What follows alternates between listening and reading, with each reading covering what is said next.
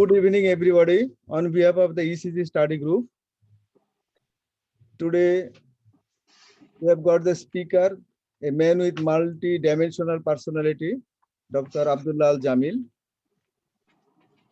After Jamil's talk, if time is available, there will be a case presentation by Dr. Rafique Ahmed sir. So everybody is requested to wait for the Rafique Ahmed sir's presentation. First of all, I will request Rafique sir to introduce Jamil. Thereafter, Wadud Chowdhury H, because Abdullah Al Jamil is a man with multi-dimensional personality. So, sir, I'm requesting you to introduce Dr. Abdullah Al Jamil. Good evening. It's my pleasure to introduce Jamil. I will not call multi-dimensional personality, then it makes us psychiatric patient, but I think he has multiple talents. I mean, no question about it. A painter, a writer, poet, singer, and a philosopher also. He's a good teacher and excellent clinician. And I think he should be an example for all of us because of his integrity in healthcare and good care of the patients. And it shows us one thing, that we can do many things. Be honest, sincere, take good care of patients, and do extracurricular activities. And overall, and also on the top of, he's a very religious person, and that shows there is no conflict between art and religion. It may be a controversial statement. I strongly believe that people should follow some religion. I do not preach for any religion, but I think being religious gives a virtue to any individual. And Jamil is one of those individuals, and it's a pleasure to know him for many, many years. Wadud, please. Assalamu alaikum and good evening, everybody. Jamil Bhai is not a doctor only. He's a singer, he's a poet. And as Rafique sir has rightly mentioned, he's a very good clinician and a very good human being in his heart. Perhaps that's the most important thing of all. Jamil Bhai, we are really blessed that you are with us. And would you please start your presentation? Thank you very much. Thanks to Atahar Ali, Rafique sir and Wadud for speaking nice words about me. I don't know how much I am is like that. Today, let me share my screen.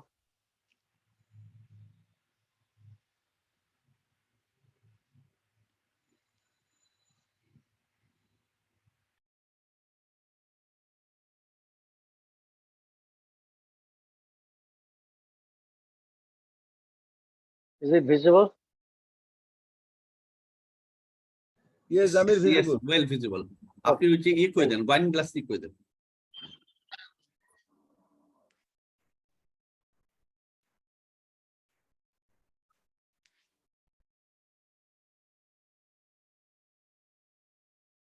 So today I'm going to talk on normal ECG variants in adults. We can define this as normal variants can be described as constant ECG pattern that are neither linked to corresponding typical symptoms, not to corresponding clinical and amnestic findings, and not to drugs. The presence of such findings without coexisting cardiac pathology is particularly common among young persons and athletes. Misinterpretation of normal variants can lead to cardiac invalidism. Even today, ill-advised diagnostic and therapeutic interventions may be based on normal variants. The differential diagnosis of normal variants definitely are the pathologic conditions. So I'm going to talk over these headlines: the sinus rhythm, the sinus bradycardia, tachycardia, and sinus arrhythmia. PR or PQ interval may be short and long. QRS complex axis, QRS patterns, Q3 type, QS V1, V2 type, notching versus pseudo notching, pseudo delta wave, QRS low voltage, incomplete bundle branch block. ST segment Common pattern of ST elevation, that is ST elevation in V2 or V3. Rare pattern of ST elevation is early repolarization and some QF abnormality, UF abnormality,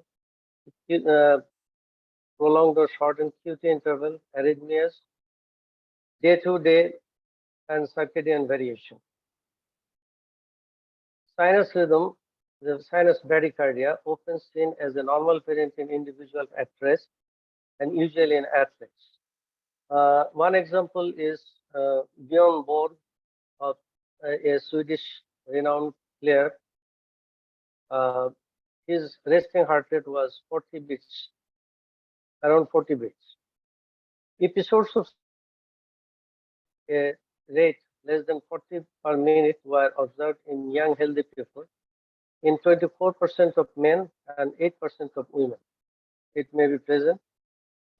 Sinus pauses up to 2.06 seconds in men and 1.92 seconds in women. Sinus tachycardia, normal during exercise and under conditions of mental stress. This is one example of sinus bradycardia in a healthy person, and the heart rate is around 45 beats per minute. And this is one sinus tachycardia, heart rate is around 110 beats per minute. Now comes the sinus arrhythmia. Generally, sinus rhythm is not completely regular, especially at low rates. There are some irregularities. When deviation exceeds more than 15% of basic rate, the term sinus arrhythmia is used. In young healthy people, variability may exceed 50%. Types of sinus arrhythmia, respiratory sinus arrhythmia, normal phenomenon in infants, children, and young adults. Non-respiratory sinus arrhythmias occurs in elderly and usually associated with underlying heart disease and raised intracranial pressure. Ventriculophasic sinus arrhythmia typically seen in complete atrioventricular block. The PP interval enclosing a QRS complex is shorter than PP interval not enclosing a QRS. So this is a typical phasic change in rhythm. In respiratory phase, during inspiration, the heart rate increases, and during expiration, it decreases. And this non-respiratory sinus arrhythmia can be only distinguished during recording the ECG, whether it is associated with phasic variation of the rhythm. And when this is example of ventriculophasic sinus arrhythmia. So if we see this 2 PP interval enclosing one QRS complex is shorter, and here is one P and is another P. This interval is longer, which does not include a QRS complex. PR or PQ interval. Hello. It may be short. It may be short in healthy individuals. A shortened PQ without a delta wave and without paroxysmal supraventricular tachycardia is occasionally encountered, and prolonged interval in AV blocks in normal individuals like AV first degree AV block 8% in men and 12% in female. Intermittent AV block type 2 when Quebec is present in 6% of male and 4% of female, especially in athletes and during night. Dr. Jamil. Axis. Hello, Sir. Jamil. Sir. Can you back to your previous ECG, please? This one? This one. Yeah. So this is an example of ventriculophasic. Rafique, sir? Yes. Sir? Yes. Why it is not the, sir, atrial ectopic, sir, as because? Oh, no, Jamil has pointed out, I mean, you will see this when there is either complete heart blocks or some degree of AV block. So if you look at the first QRS that's conducted, and then there is a Wenkeba AV block. And in the process, there are some QRS complex in between two, and it brings it together. So I think it's a good example of showing ventriculophasic sinus arrhythmia. So it's underlying Wenckebach heart block. Thank you, sir.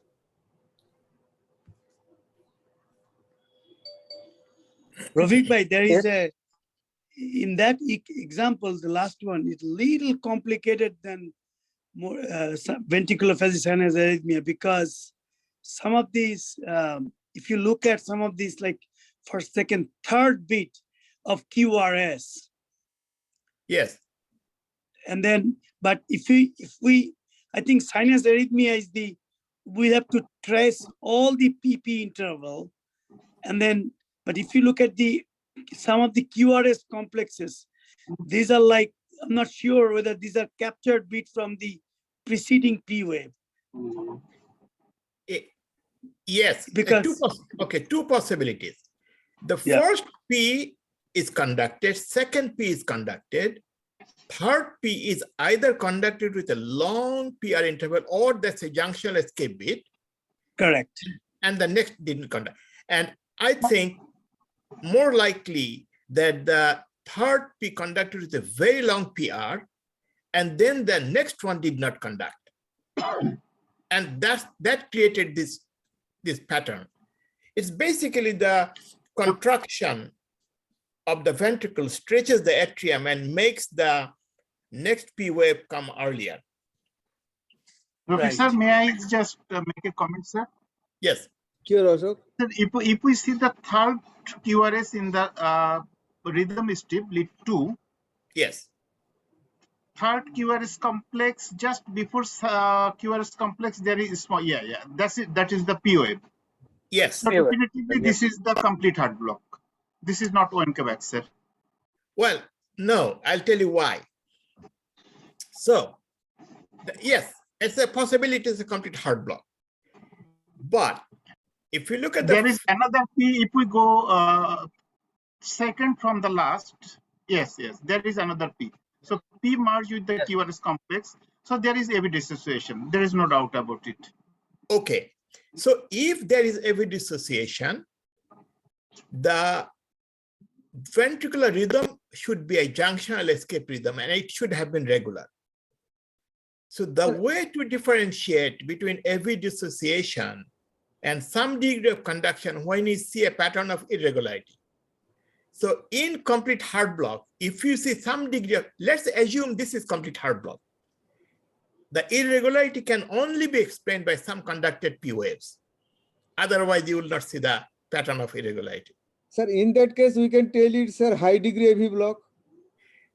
I'm not so sure about it. I have to sit down with the timer and caliper, but I strongly believe this is Wenckebach AV block. And look at the pattern that the first PR and then the second PR a little long and the third. And look at the 1, 2, 3, 4, 5th beat, and then the 6th beat. PR conducts, and then there is a longer PR interval. And the driver in this rhythm is the P wave. Because of this relationship, high-grade AV block, one can question about it, but it is definitely not complete heart block because of the irregularity. All right, I think we should proceed on. Thank you. Thank you, sir. Thank you, sir. Rafique bhai, when we say ventriculophasic, then aren't we implying that there is a underlying complete heart block? Because the very term is reserved for the complete heart block situation, or am I wrong? It is not true. You can see this similar phenomena in interpolated ventricular premature beat. If you find some tracings where there is interpolated PVCs, you will find that the P to P interval, which includes the PVC, is a little shorter sometimes. So it is not necessarily true that will happen only in the case of complete heart block.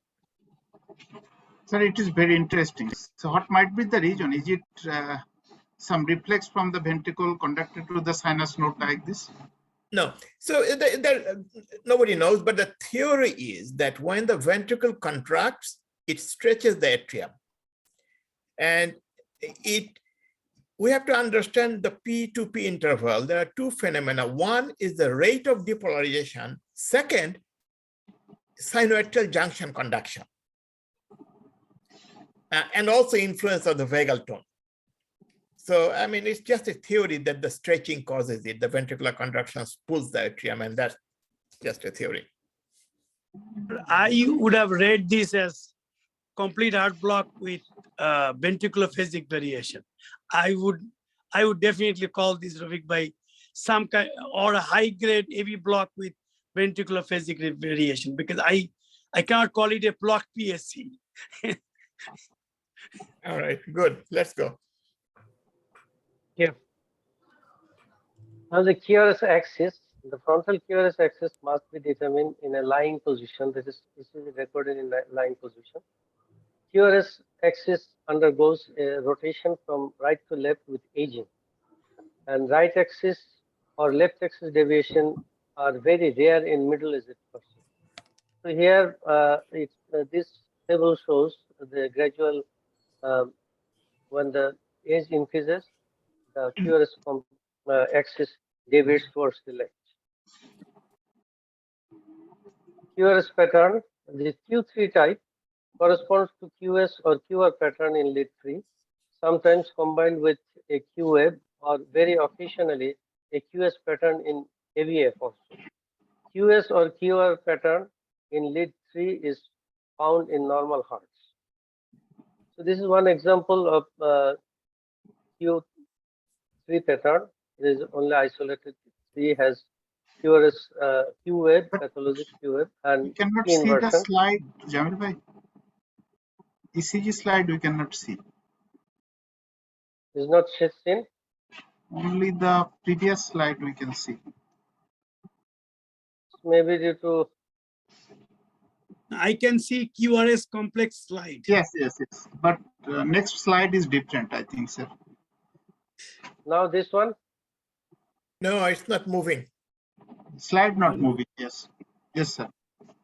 Here it's moving. Maybe internet problem. Also, no, not moving in my laptop.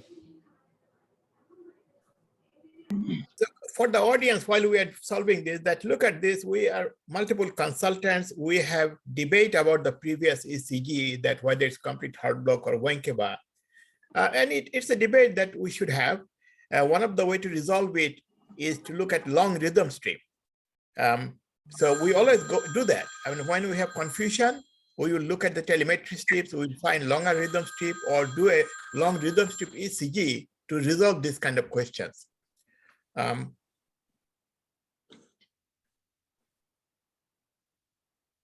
Is it seen now? Yes.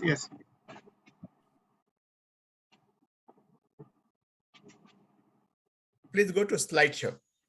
Sir. Is seen? Yeah, good. Slide show, Jamil bhai. Yes. So here is in lead 3 that there is QWave and T inversion, and all other leads the morphology is almost normal. QS in V1, V2 type, a QS pattern in leads V1 and or V2 found in healthy hearts in a normal variant is a normal variant due to misplacement of leads by one intercostal space high, may be associated with negative T waves mimicking enteroceptal infarction with ischemia. This is one example where there is QS pattern in V1 and V2 and T inversion in lead 1, V1. Notching versus pseudo notching. Notching is defined as a small. Jamal, can you go back to the last slide? So one thing that Jamal mentioned, that lead misplaced. Look at the transition from V2 to V3. There is no R wave in V2, and then V3 suddenly becomes big R. Normally, you expect a gradual increase in the R wave, and that tells you that the leads were not placed probably right. Thank you. Sir, I have a question, sir. Rafique sir. Yes. Sir, how do you report this ECG, sir? Whether we will mention that this is maybe a case of the. So when we report lead misplacement, we say, let's say limb lead misplacement. We say possible limb lead misplacement, interpretation assumes no misplacement. You have to report it the way you see it, because I'm not there when the ECG was done.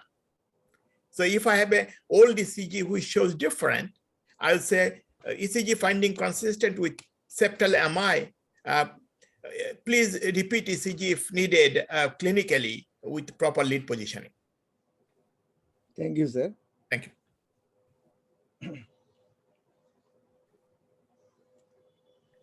Notching versus pseudo notching. Notching is defined as a small, about 1 to 2 millimeter high additional deflection with inverse polarity within the Q, R, or S wave of the QRS complex. Slurring is defined as slight notching without change of polarity due to localized disturbance or delay of conduction and excitation. This happens. And pseudo notching is merely maybe due to bacterial projections. Differentiation between notch and pseudo notching may be difficult. Slight pseudo notching is frequently seen in inferior limbs. So this is an example of notching. Here is one negative polarity, and in slurring there is no negative polarity, it's just an indentation. Pseudo delta wave. Pseudo delta wave may be present in lead. Jamil ভাই একটু আগেরটা যাবেন। এই notching is important in the context of arrhythmia, and particularly if the patient have definitive history of MI, and they suggest of scarring. Yeah. Rafique sir. Sir, would you comment? Sir কি শুনতে পাচ্ছেন? Hafiz bhai, are you there? Actually, Adil bhai. Assalamualaikum. Yes, Asif bhai here. I agree with that because that is, particularly the end part of the QRS complex scarring is it really determines there's a ventricular abnormality and likely there is a scarring of the tissue of the myocardium. So I think more frequently the term is fragmented QRS Yes. complex or fragmented complex. Yeah. Mhm. True. And this ECG shows there is a abnormal repolarization. That is the problem in the repolarization of there is the electrical waves. That is because of the scarring, the electrical path is not the smooth. There is a Yes. zigzag pathway, and that is the main factor for that can initiate the re-entry. This is one of the example, the scarring presence of the nose. There is a 2 pathways that indicates, and that may be the sources of the re-entry. So this is the importance of the fragmented QRS. That is the importance of the notching in presence of the particularly when there is a chances of fibrosis like the MI or some other. The only problem is that this signal average EKG, we used to do a lot and there was reimbursement, but I think we know that the sensitivity and specificity for predicting significant ventricular arrhythmia by the signal average EKG is not that high, even in the post-MI patient. But there was reports that it indicates some kind of harbinger for arrhythmias, but it is not really recommended to pick up this by signal average EKG, and we stopped doing it. Yeah, this kind of notching often found in otherwise structurally normal heart. That is the meat of this talk, right, Jamil bhai? Because Yes, if there is a variant, Yes. it indicates something, and Yes. that actually was my question to you. But maybe I ask this question now, and for the audience, when we say normal variant, then we probably will have to accept what we mean by that. If it is a variation from normal but does not have any prognostic implication, then probably reasonable to accept that this is normal variant. Yes. Now, Wadud Chowdhury, should it be mentioned in the normal reporting, routine reporting, this nosing? No, as Hafiz Bhai was mentioning, we do not actually mention it because it doesn't have that much of significance. But in a particular context, in a particular patient who have a history of syncope or something, I would rather go for Holter and other things, particularly giving attention to this fragmentation or notching. It is often But reported. most of the time, I will not pay attention to it. I will consider that as a case of normal variation. Many ECG reporter reports this as intraventricular conduction. If you report this, you can say request clinical correlation or warranted. If it is a completely asymptomatic and no prior MI, nothing, then that is one meaning. But if it is a EF like 20%, several MIs and this, and then history of syncope, it means something else. Yes, definitely. But that's the message actually we want to give. And when you are going to tell this is a normal variation, when you are going to say this is something maybe not that good and you have to pay more attention to it or investigate more. That will depend on particular context. Thank you. The pseudo-delta wave may be present in leads 3, AVF, and sometimes in 2, and in leads V2 and or V3. The pattern is often misinterpreted as pre-excitation. However, the PQ interval is normal. In highly doubtful cases, tests with asmalin will distinguish it. In pseudo pre-excitation, the delta wave persists. In true pre-excitation, it should disappear. There is one example. There is some source of delta wave in lead 2 and in lead 3 also, and in lead 3 and lead V4. This simulates pseudo interval delta wave, but the PQ interval or PR interval is normal here. Rafique, can I make a, I have observed that in some of the machines, this type of delta, so-called pseudo delta is more frequent. And in some of the machines, they are not present in the same patient. Sure. It's due to the tightness of the stylus that draw this graphs on the paper. If it is too tight, then there might be some this kind of delta wave. And if it is very loose, there will be a Q wave like thing will be inscribed in the same patient. Rafique sir? Yes, I mean, this is a pattern we have to recognize and we see it. You have to understand the ECG that we see today is actually a mathematical extrapolation of the original electrical signals. And some of this, but the whole point is that you look at the clinical context, and then if there is any history of SVT, what is the PR interval? So this looks a pretty typical example of. Sir, is there any role of stress test to distinguish between the true and pseudo delta, sir? What, Atahar Bhai, what are you saying? Stress test, that is the treadmill test, sir. Treadmill test. I mean, if this is the ECG of a person who has no symptom of palpitation, and I just say an ECG, I'm not going to subject that person for a stress test just to distinguish this thing. Unless there is a clinical indication for stress test, I'm not going to do it for this purpose only. Thank you, sir. Yes, sir. This QRS low voltage, a QRS voltage of less than 5 millimeters or 0.5 millivolt in up to 3 of 6 frontal leads is often seen. True peripheral low voltage or QRS complex smaller than 5 millimeter in 5 out of 6 or all 6 limb leads is rare finding in normal individual.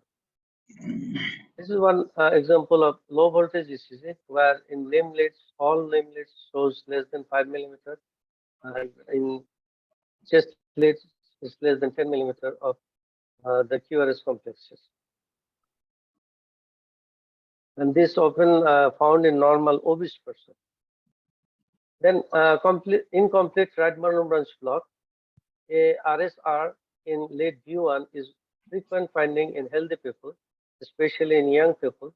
This pattern may lead to a notching or RSR complex in late 3 also. So this is one example of RSR pattern in V1, and here is also a notching in the late 3. Now come with ST segment. Common pattern of ST elevation is ST elevation in V2 and or V3. In about 70% of normal ECG, the junction point or J point is 0.5 to 1.5 millimeter above the isoelectric line in lead V2 and often in V3 with consequent ST elevation. Especially in sinus bradycardia, the J point and thus the ST segment may be elevated up to 2 to 3 millimeter and rarely up to 4 millimeter due to increase in vagal tone. This common pattern of repolarization should not be misinterpreted as acute ischemia. This is one example where the J point is here and it is 2 to 3 millimeter above the isoelectric line. And Jamil bhai, can I interpose? One thing we should remember, whenever we measure the ST elevation, there should be 80 millisecond from the junction. Yeah. Not at the Okay. ST segment, just at the junction, but 80 millisecond after that. Thank you, Wadud. Now, rare pattern of ST elevation is early repolarization. Early repolarization, a marked constant elevation of J point and ST segment of 2 to 4 millimeter emerging directly from the R wave downstroke in precordial leads and or inferior leads, that is lead 3 and AVF, more in males than in females. Even the same as that of acute infarction or Prince metal angina. The correct diagnosis is based on the anamnestic and clinical findings. So this is the example in inferior leads. 2, 3 and AVF. There is elevation of the J point that supports ST elevation, and it comes from the downstroke of R wave. And similar pattern in the pectoral leads also in V4, V5. The T waves. T waves is the most variable component of ECG. T wave is often negative in lead 3, also in lead 2 and AVF. Rarely T wave is negative in V2 and or V3, especially in young women. T wave inversion in lead V1 to V3, referred as persistent juvenile pattern, is present in 1 to 3% of apparently healthy adults. All positive and even symmetric T waves may be seen in chest leads, especially in V2 and V3, and sometimes in V4, often in young and associated with sinus bradycardia. So this is one example of juvenile pattern from lead V1 to V3. All the T waves are inverted. Best visible in pectoral leads, may be present or absent, represents repolarization of Parkinson's, and it is prominent in some electrolyte disturbances. So here it is seen in lead 2, lead AVF, also in the pectoral leads, and V4, V5, V6. QT interval, slightly shortened or QT interval are sometimes encountered in normal hearts as well.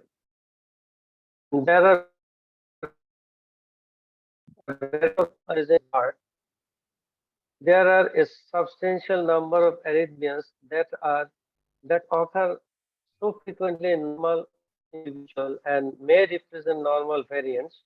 3 conditions must normally be fulfilled to say that this arrhythmia is normal. One is absence of any heart disease. of many arrhythmias not representing normal variants, and a non-variant occur only rarely and should not be associated with very low or very high rates. First, we look at the arrhythmias not representing normal variants. These are complete AV block, second degree Morbis type 2, and high degree AV block, sinoatrial block, second degree or third degree. Ventricular phase, ventricular pause more than 2 seconds. Monomorphic ventricular tachycardia, polymorphic ventricular tachycardia like Tushar and other forms. Ventricular triplets, 3 consecutive ventricular premature beats. Multiple ventricular couplets, most forms of atrial tachyarrhythmias, supraventricular premature beats in salvos, there is more than 3 beats, and in high rates, more than 160 beats per minute, and ventricular fibrillation, of course. The frequent normal variant arrhythmias includes sinus bradycardia, minimal rate 45 per minute, maybe 35 beats per minute during sleep. Sinus tachycardia, maximal rate about 110 beats per minute. Sinus arrhythmia, as we discussed, respiratory one is normal variant. Isolated ventricular phase, ventricular pauses less than 2 seconds during sleep.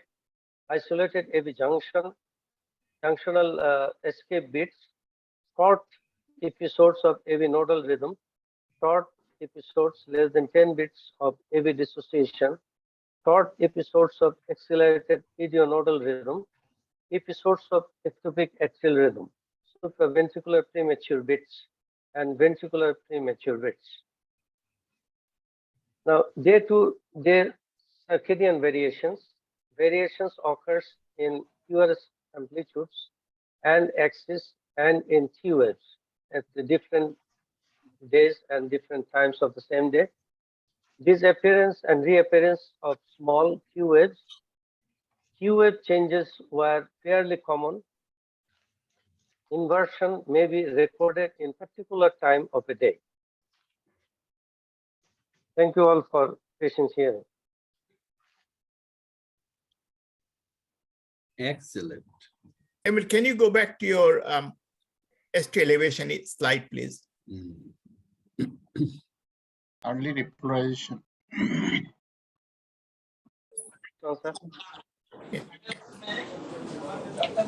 There's another slide you had. Yeah.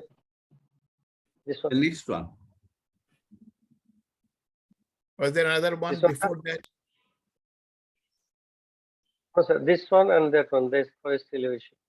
Two images. Yes, okay, this one. So this is a very problem. Go back, please. BRZ, sir. Can you go back, please? Jamil ভাই ওই দুইটা slide দুইটা ছবি সহ BRZ, benign early repolarization. না এরপরে This one? না না আরো আগে এইটা Yes, this one. এটা Yes. early I mean, repolarization. ST elevation is always a problem because ST elevation can also mean acute MI. It's so important to distinguish. This is an interesting ECG. There are few pointers. One is if you look at V4, V5, and 5, there is a notch just after the QRS complex that supports early repolarization. And then we can also do one more thing. We can look at the amplitude of the T wave and ST elevation amplitude. If it is less than 25%, it supports early repolarization. And now, of course, we are talking about patients who have no symptom. Problem will sir be, বুঝতে পারলাম না sir 25% of the so corresponding hardware. so let's say T wave here is 5, 6, 7, 8 millimeter. And ST segment is 2 millimeter. So it's less than 25% of the T wave. And that supports early repolarization. I am saying it supports. So remember, if this patient is having chest pain, then you are in big trouble because it doesn't matter how big scholar we are, we will still have to consider ischemia in those people. But these are the patterns. So the notch, presence of notch, concave ST elevation and the ratio of ST elevation to a T wave less than 25%. Thank you. I remember when I was young, we were taught that early repolarization is benign, but now there is more awareness that early repol can be associated with arrhythmias.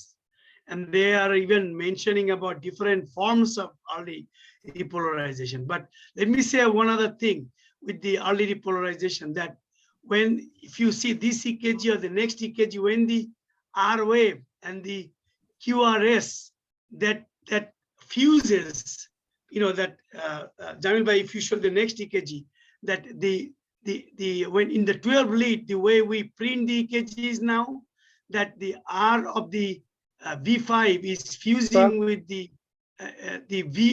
QRS, the S wave of the see that the V2 S wave and V3 R wave is fusing, that the fusion of this. And in our place now, they interestingly they call it Ahsan sign, because because these patients with LVH voltage criteria, the ST elevation is usually benign. Because this form of pattern is benign. The LVH, this fusion thing. In the presence of LVH, interpretation of ST elevation has to be that there is more in the repolarization segment of abnormality. Otherwise, it is usually benign. And then I would request that we appreciate the early repolarization now as an entity to call it normal variant. We need to be careful about the patient's context. And there are different types of early repolarization pattern: type 1, type 2, type 3, type 4. Type 4, of course, is overlapped with Brugada, but some of the athletes with the lateral leads early repolarization, probably benign. But early repolarization in a female probably bears more significance than male, particularly if the female is symptomatic with palpitation, dizziness, or syncope. One thing is important: if you have this type of ECG, always look for previous ECG. If it's a new one, then if the patient have chest pain, then we have to consider more in the line of ACS, acute coronary syndrome. Yes. I was afraid to make any further comment because Rafique bhai is here. He may be thinking I have joined a I read 2 case reports of athletes who had this type of early repolarization, and they developed malignant arrhythmia and ultimately died. Yeah. Yes. Yes. Yeah. Particularly if it is inferior or yes. Or combined infralateral. Yeah. Yeah. It's like RBBP. Previously, we used to call all RBBs are normal. Now we are saying incomplete RBBP is benign, but complete RBBP is not. It's like that. So, sir, inferior and lateral early repolarization is sometimes carries risk of arrhythmia. Risk of arrhythmia, yes. Ventricular arrhythmias. Again, detailed history is important. Yes. Rafique sir, কিছু বলবেন sir আর কিছু? Sure. Thank you. এটা আজকে আমি Thank you. Very nice. Stop sharing. Sir আমার একটা question আছে sir regarding the delta wave. Yes. Role of exercise test, any prognostic, বা যেমন কালকে একটা পেশেন্টের, পরশু একটা পেশেন্টের WPW আমি যে হোক ইটিটি করে দেখা গেল at the higher heart rate delta wave disappears, again reappears in the recovery phase. Is there any significance of treadmill test in case of delta waves? Sure. I mean, this is used to be called poor man's EP study. Basically, if somebody is having SVT palpitation, these are all mute points. It has to be taken care of. If somebody presents to me with totally asymptomatic, never had palpitation, never had syncope, and I find WPW syndrome. I may put them on a treadmill, and if the delta disappears, then I can say, well, you'll do fine even if you develop AFib. But also you have to be careful about it, because when there is high adrenergic surge in the place of, at the time of AFib, they can still conduct fast. But it's just, yeah, I mean, it can be used. We still do use it from time to time. And another point I'd like to make, and just compliment Rafique sir, we try to determine how many percentage of pre-excitation going on, I think through the antegrade way or through the natural way, through the AV node. If the patient exercises and their pre-excitation disappears, that means these patients are lesser risk, because when they exercise or do something, when the heart rate goes higher, more conduction through the AV node. So it's probably safer on those patients not to proceed with further testing. So that's a niche there to do this test. A certain concern when the patient has been having some symptoms, but you want to make sure the patient needs more further study, or as Rafique said, is a poor man's stress test or EP study, sorry. So that's only a benefit you're getting, that if they conduct more through the AV node, the patient may be more safer condition. Jamil bhai, আপনার slide deckটা share করতে পারেন আমার সাথে পরে এক সময়? This is a good collection. Thank you so much. It's actually very good, very good. So I have one case. So before I start this one, you see, I always tell people that if you can diagnose normal ECG, you have taken care of 90% of your patients. And that includes these normal variants. Not telling the patient that you have a disease is so important. So this is a case, I'm going to present one case that I saw just 2 days ago. So I got a call from the ER whether they need to cardiovert this patient or not. So he's a 76-year-old male, comes to the ER on the 19th of October with shortness of breath for last 7 days with minimal activity, denied chest pain, palpitation, dizziness, presyncope, ankylosing edema, claudication. He has non-ischemic cardiomyopathy in February of 2015. And by May, ejection fraction improved. In February of 2015, he had AFib with RVR and he was cardioverted, hypertension, and then chronic kidney disease. And he was chronically on carvedilol 6.25 BID. He was not on ACE inhibitor because he has chronic kidney disease.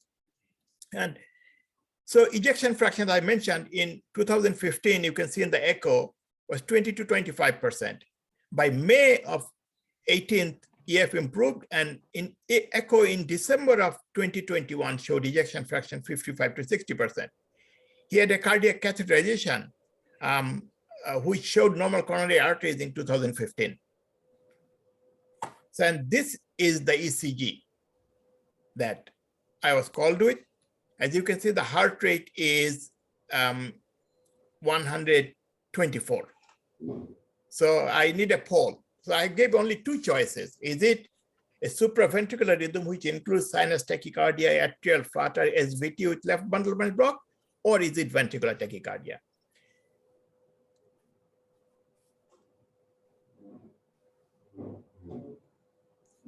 So let's see what happens.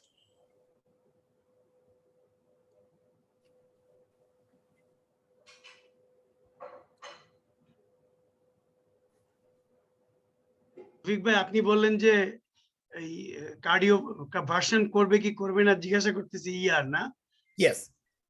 তো আমি একটা জিনিস বলি যে অনেক সময় আছে যে ভালো যে যদি ডিসাইড করতে না পারো at least প্রেয়ার করো যে please pass out, then it is easy.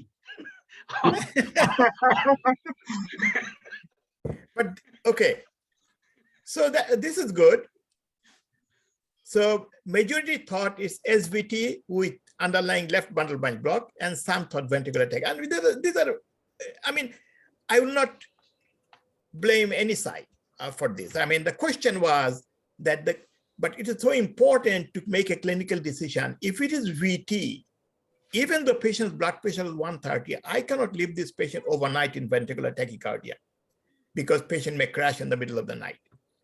So I had to make a decision based on this ECG. So the rate is 124, And I'm going to go to the algorithm of if white QRS, there is concordance, then it is VT, but there is no concordance. If you look at chest lead, it may look like negative concordance, but there is a R wave. So you cannot have that pattern to call it concordance. So this is not concordance ECG. So it's negative. So based on concordance criteria, this is not VT. Next will be from onset of the R wave to the deepest point of SOIB, any precordial, if it is more than 100 milliseconds, it is VT. So I looked at it and I took V4, V5 and V6. If you look at V5 here, V5, from beginning of QRS to the deepest point of SOIB, it is 1 3/4. It's barely 70 milliseconds. And even in V6, it is 80 milliseconds. So it is not over 100 milliseconds. So by that criteria, it did not sound like VT. So is there AV dissociation? Unfortunately, when you have ECG like this, it is very difficult to see AV dissociation because I could not see anything. Rather, I can see that maybe if I call this a P wave, there is a P before QRS, maybe. But I could not clear-cut see any P wave or AV dissociation. So that went out of the window. So then, sorry, is there morphology criteria of VT? And the morphology criteria is, it is a left bundle type, initial R wave in V1, more than 30 milliseconds, or a notch, or this pattern. It did not fulfill that criteria because if you look, let me see if I have the ECG again. This is the ECG. Unfortunately, the ECG has QS pattern in V1, V2, but if you look at V6, even the V6, the initial R is not wide. So based on that, I felt that this was a supraventricular rhythm. So I told them, look, and we got an echo by that time. Ejection fraction now is 15 to 20%. So overnight, we decided that my feeling was that this is— So the EF dropped now, Rafique bhai? EF has now dropped? 15 to 20%. So improved, then dropped. It stayed up from 2015 until December of 2021. Yeah. It So was what normal. about this lead to 1, 2, 3, 4, 5, 6, 7, 8? What is happening there? In the beats? Yes. Yeah. Yeah, there are two premature, there are two white Yes. QRS beats, and I think those are ventricular beats. There is some positive. And Rafique, Yeah. sir, I have one question. Was the patient in left bundle branch block These are before? Is or new? Electrophysiology, sir. Well, okay. We So don't that's know. the part. I don't have that ECG, and I had to make a decision. So I made a clinical decision that this is not VT. And I told them, look, it is probably flatter. Put the patient on amiodarone, see if it converts. So we started the patient on IV amiodarone, and I looked up the old ECG. This is from 2020. Normal QRS, there is RSR pattern in lead V1, nothing remarkable except PSC. But I found another ECG in 2014, exactly like the VT. You see, there is QS pattern and there is a small R. It looked like left bundle. So more likely as VT. As supraventricular. Yes. Supraventricular. Yes. But look at this. If I did not have this ECG, and if the patient is hemodynamically unstable, then we have to do something more than putting amiodarone. So now I have this ECG same day at 6 p.m., 6:45 p.m. And I have this heart rate is 123. And I have this ECG again. Question is, we have resolved the issue of VT, but I'm still putting it as a choice. I have my 4 choices. What do you think it is? Can I have the poll, please? Rate is 150. Around 123. 123.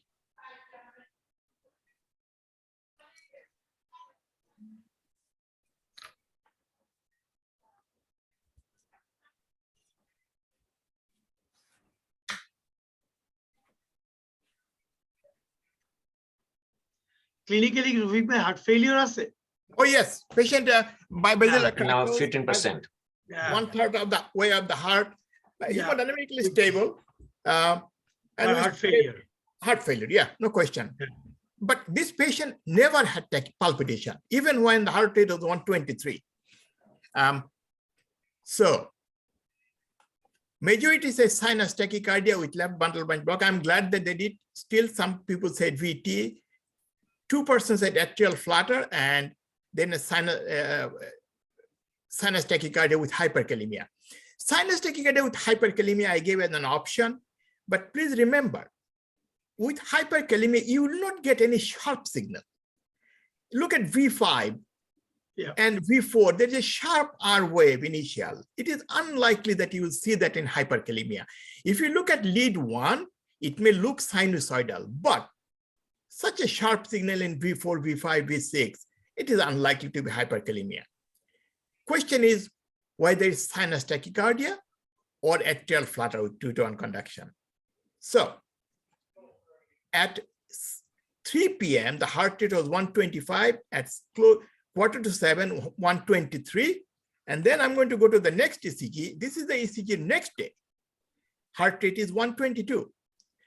And again, there is a small P wave here. If you look at, and I appreciate who people who call sinus tach, because it looks biphasic. But what struck me, so the nurses and my nurse practitioner said, Rafique, this is sinus tachycardia. I said, look, something doesn't make sense to me that somebody will stay at a heart rate of 122, 23 for last 24 hours, and it is sinus tachycardia. That doesn't make any sense.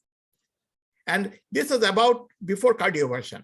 And so what I did, I pulled up telemetry strips. And when you looked at the telemetry strips, I found 2 strips here, and I have to use a little bit of imagination. Look at here. The RR interval increases here, and there is 2 waves. And you can say, well, this is artifact. It's my imagination, but this is at a different time, same thing. And it is a naked eye, Rafique bhai, but it matches, the interval matches. Yes. So it gave me a little bit more confidence. No, maybe I am right. And so what we did, this is the ECG next morning. Now heart rate is 79. But if you look at, there is negative, the P wave is negative. And I still thought it was flutter with 2-to-1 conduction. And then we cardioverted the patient. This is post-cardioversion ECG. And I didn't give another ECG, which had, when the heart rate goes to 70, patient develops left bundle.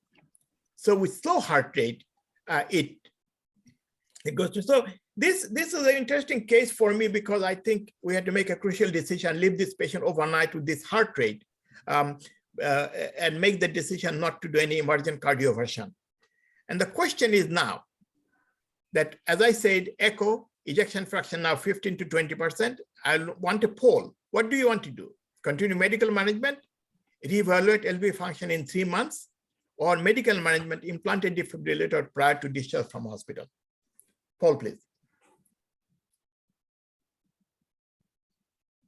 I think we should have another option. Well, what about yes, CRTD? I wanted to put another option, but I did not. And I know what the option is. Okay. We'll discuss that. Can we have the poll, please?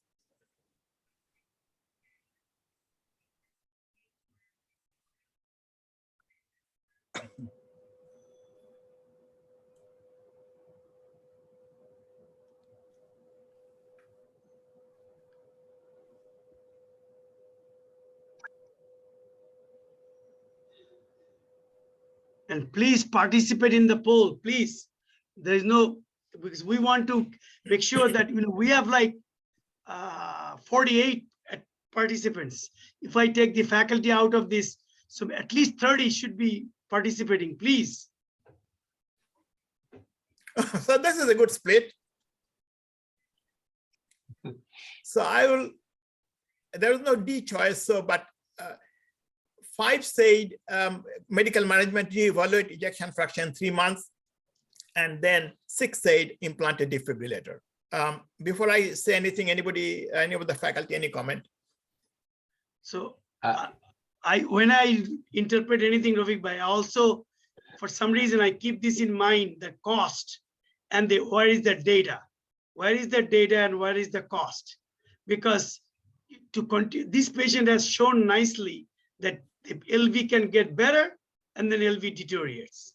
So we need to figure out what is the cause of this underlying non-ischemic cardiomyopathy. Is tachycardia mediated cardiomyopathy is a possibility?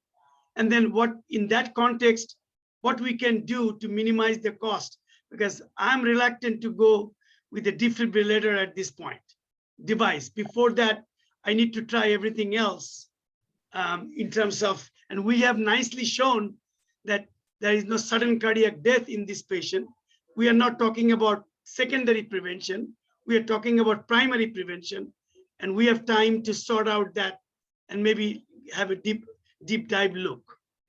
And I have another comment on that, because more and more data are coming, because tachycardia-induced cardiomyopathy is one of the things that patient might benefit if he can rhythm control.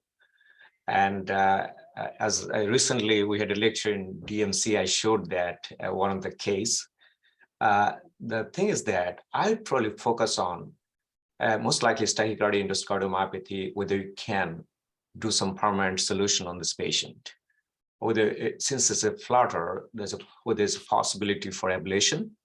So one thing, definitely need to cardiovert the patient to bring him back to normal rhythm. Then second question comes whether they need to, at the same time, whether they could potentially ablate the patient. Third, what to do with the left bundle branch block, whether there is a desynchrony going on, whether they need to synchronize that with CRT device. That's the third question we have. So we have to keep in mind that we like to keep the patient in normal sinus rhythm as much as possible, because in all the AFib, A-flutter patient, this subgroup of patients, the benefit with the rhythm control, the benefit compared to other group. Anybody else? Any other faculty, any comment? Kamrul, can you connect Azizul Hasan Khandaka, raised hand? Yes, sir. Allow for I us. will make a comment, sir. Yes. Tachycardia is very unlikely to deteriorate that much in terms of ejection fraction. We should remember that. But, what was the comment?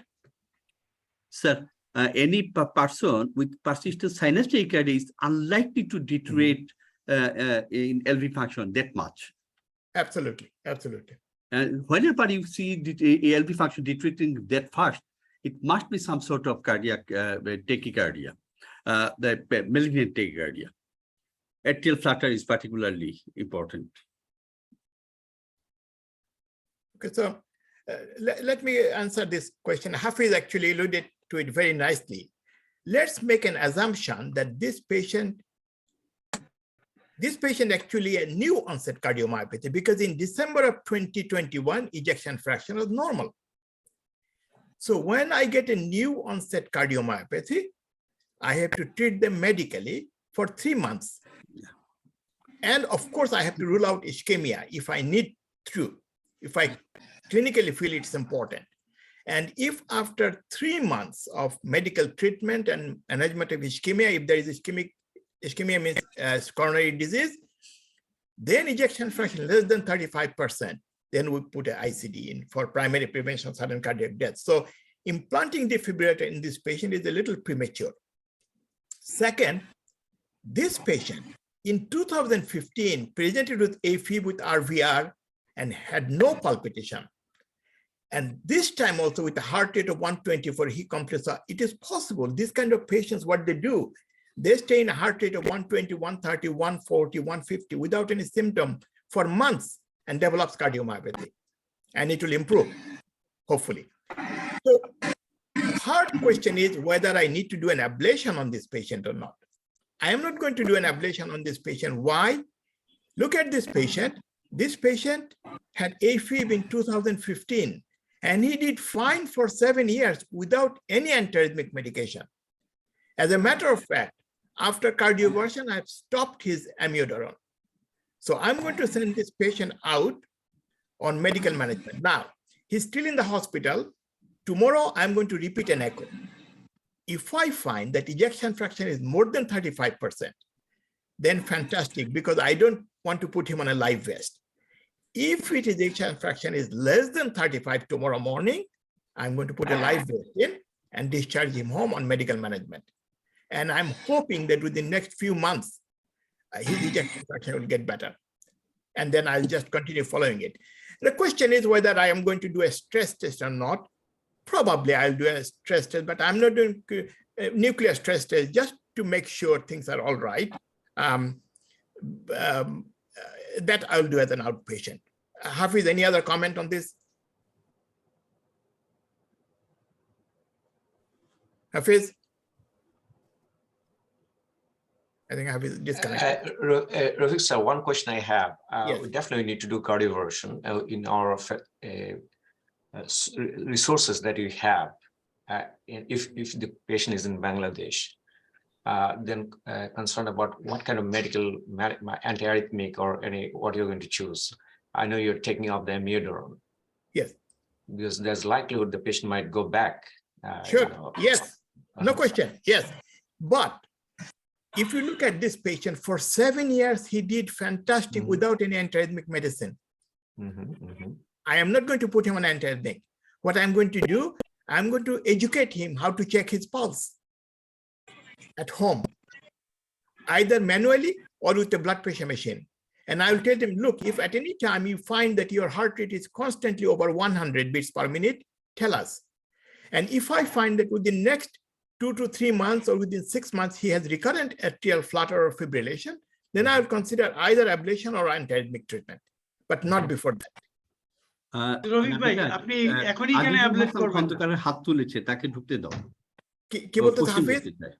বলতেছি আপনি এখনই কেন অ্যাবলেট করবেন না? এখন করব না কেন? Because this patient did extremely well for 7 years without any intervention for the arrhythmia.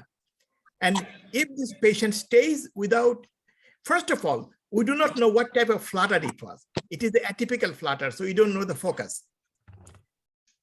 Sometimes we do it if it is very typical flutter and frequent recurrence, but it is not typical flutter, it's atypical flutter, and I have to wait for recurrence if I am considering for ablation.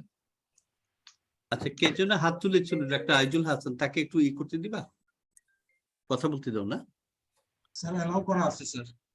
Doctor Aizul, তুমি unmute করে করো, কথা বলো।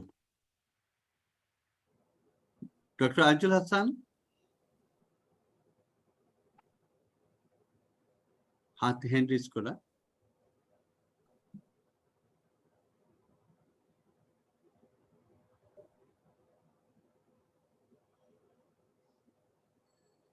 দুই তিনটা question আছে sir এখানে। হ্যাঁ বলো। না কোশ্চেন মানে কোশ্চেন করেছে কেউ কেউ, বিশাল চেষ্টা করেছে, অ্যানোনিমাস একজন করেছে। ডক্টর বিশাল কোশ্চেন করছে, what do you do about the anticoagulation in this case sir? It needs to be anticoagulated, yeah. Anticoagulation When the patient has Adit ভাই বলো।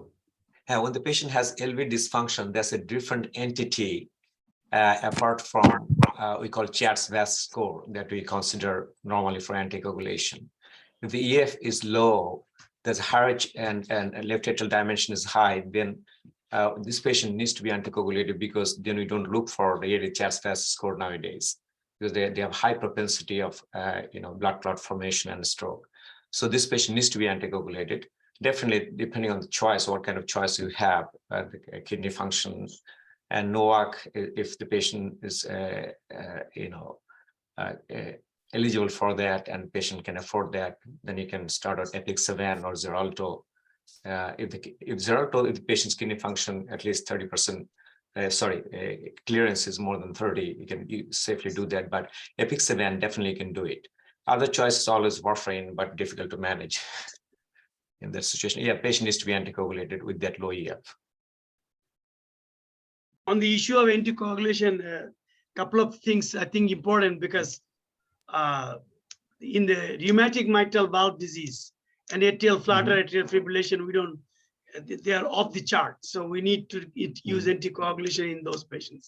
And also in hypertrophic cardiomyopathy and AFib and thyrotoxicosis, because these are not the patients, historically, they are not included in the SPAF, SPINAF, and all these atrial fibrillation trials.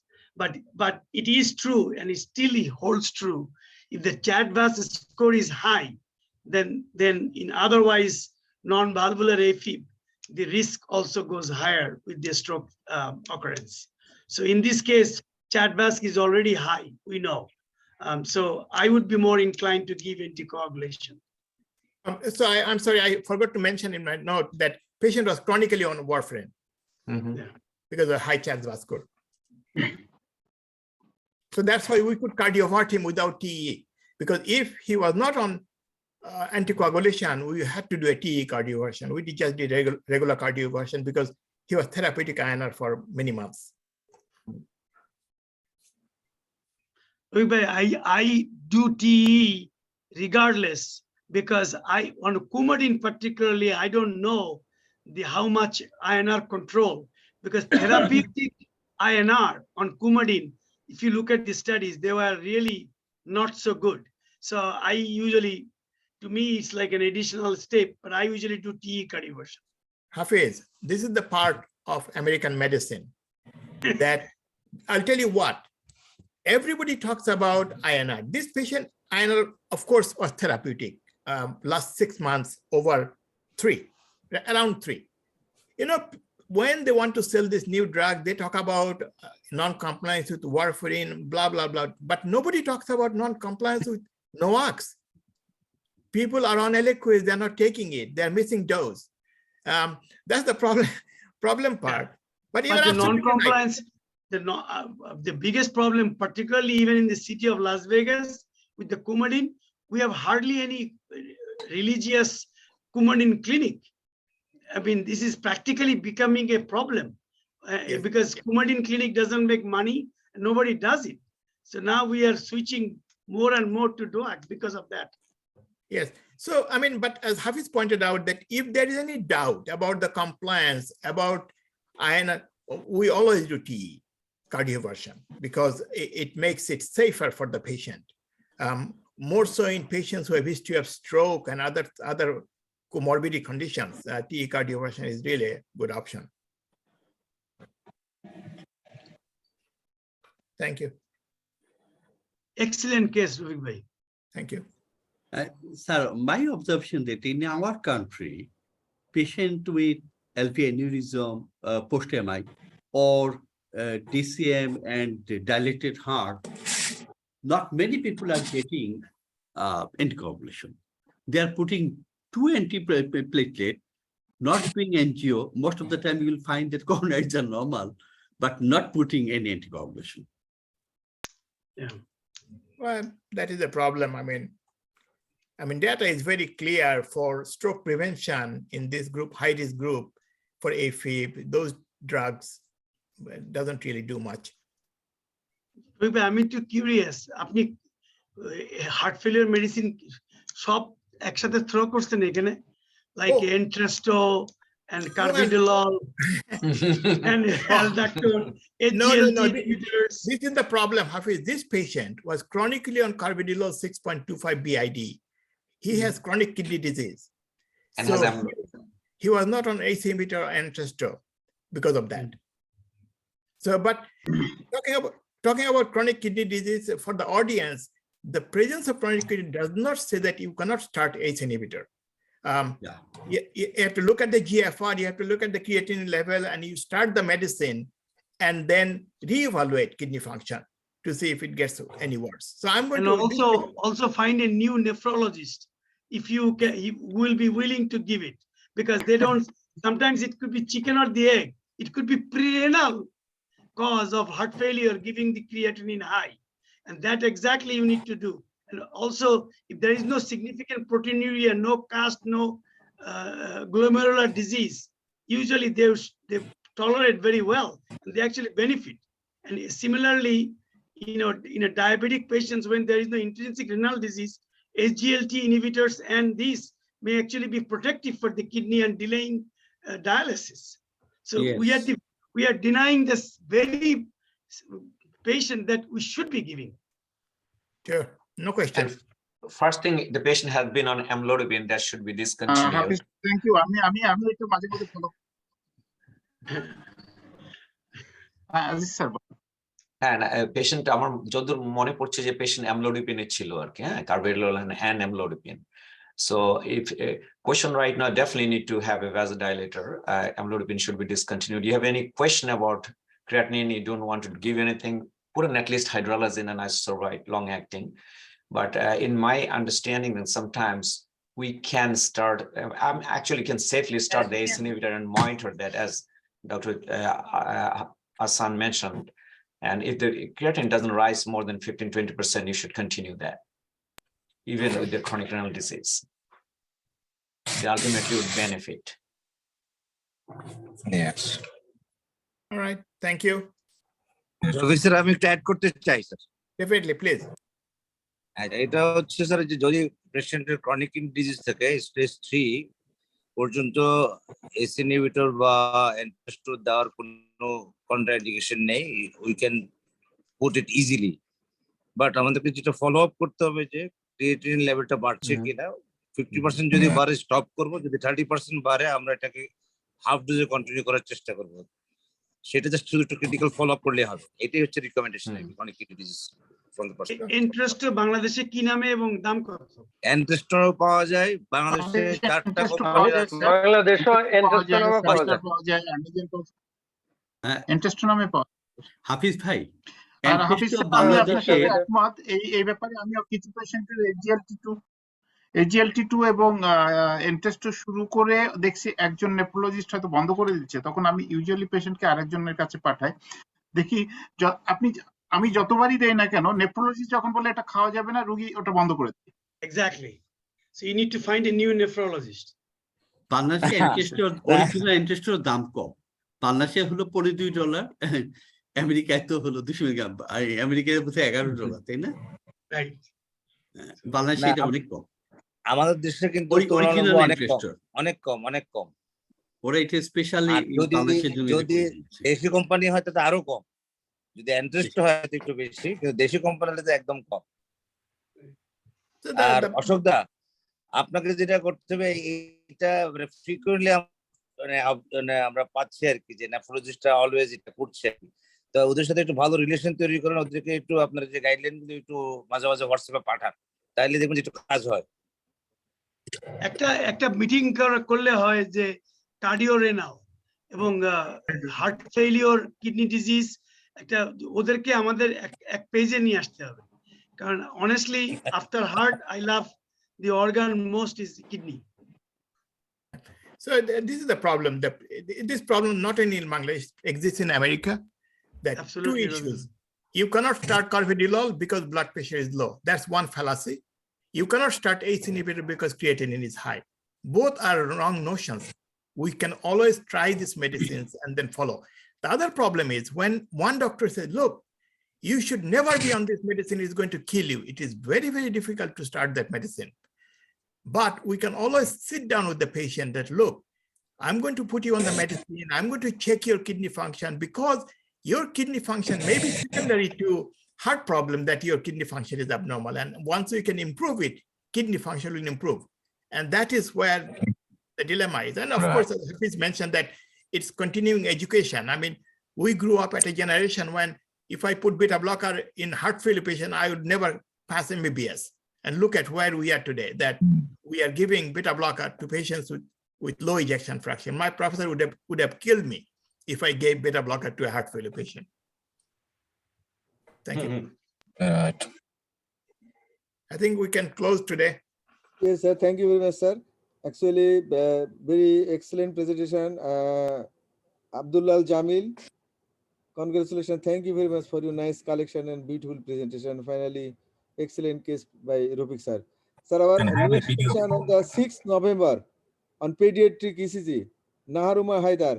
Naharuma, you are here? Dr. Naharuma? Ji sir. Assalamu alaikum sir. Achi sir. So Naharuma, we are waiting for your talks. That is on the 6th November. So 6th November to first Sunday হয় মনে হয় sir মাসে। ওটাতে হবে sir? That is, I will let you know the dates exactly. আচ্ছা sir, 6th November হলে আমি পারবো sir. Our next session by the Dr. Naharumaya Chowdhury, sir, pediatric ECG, sir. Okay, sure. See you then. Goodbye. Inshallah, sir. So Abdullah Al Chowdhury, I'm requesting you to wrap up the session, today's session. Today's session is important in the context that, as Rafique sir was saying, if you know what is normal, then you can actually identify abnormal much better. That's the point. You do not put the patient through unnecessary anxiety or investigation or medication if you know that it's a normal variation. Jamil bhai, I would have been happy if you have put that the small Q in inferior lead that disappear with deep inspiration. Repeat the ECG with deep inspiration, the Q will get well. I sometimes tell the patient, আপনাকে আমি এক্ষুনি ভালো করে দিচ্ছি, আপনার এটা দেখেন যে হার্ট অ্যাটাক যেটা বলছিল এটা চলে যাবে, বলে ওকে ওটা করে দেখাই যে এই দেখেন এটা চলে গেছে, it's normal. So that thing should be put in there as a normal variation. That will be much better. And today we really enjoy the whole thing. Thank you, Jamil bhai. Thank you for an excellent collection of normal variations. Any comments? Omolda, would you make some comment, please? No, thank you. I enjoy a lot of things from Jamil bhai lectures, and also Hafiz bhai and Rafique sir and Wadud, and also Atahar Ali sir's comment. ECG is the basic thing of cardiology. You mind it. When I take a lecture, I told the student the ECG is the cornerstone of the all tidbits should be known. So I think it's a very good arrangement by Wadud and Atahar Ali sir. Thank you. Good night to all. আমি একটা comment করতে চাই, সেটা হচ্ছে কি যে এই ECG basics and beyond এটাতে ওয়াদুদ, আতার ভাই এবং রফিক ভাই আমাকে ইনক্লুড করছে, এবং আমি দেখলাম যে এইটা ইনক্লুড হওয়ার পরে আমি এই ইসিজি এখন দিয়ে শুরু করি রেসিডেন্টদেরকে। আমার মানে টিচিং এ আমার পপুলারিটি এখন স্কাই রকেট এই ইসিজি দিয়ে শুরু করা হয়েছে। So this is a free, so thank you all. Actually, it's important. I mean, it's interesting. It can tell you a story. Arun Maski. Arun is here? Yes, actually he was here, Arun Maski. Vishal Sreshto in Bangladesh. Vishal Sreshto? Yes, sir. Good evening, sir. Good evening, everyone, sir. Vishal, how are you doing?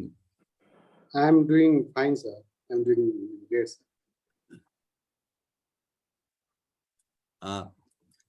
আতার ভাই, তাহলে আমরা মনে হয় শেষ করি আর কি। শেষ করি। আজকে আসলে খুবই এনজয় করলাম। নাহারুমা, আপনাকে আমি ডেটটা জানাবো। হ্যাঁ, আর খুব ইন্টারেক্টিভ হলো আজকে। অশোকরে কি দিবেন সেটা বলেন।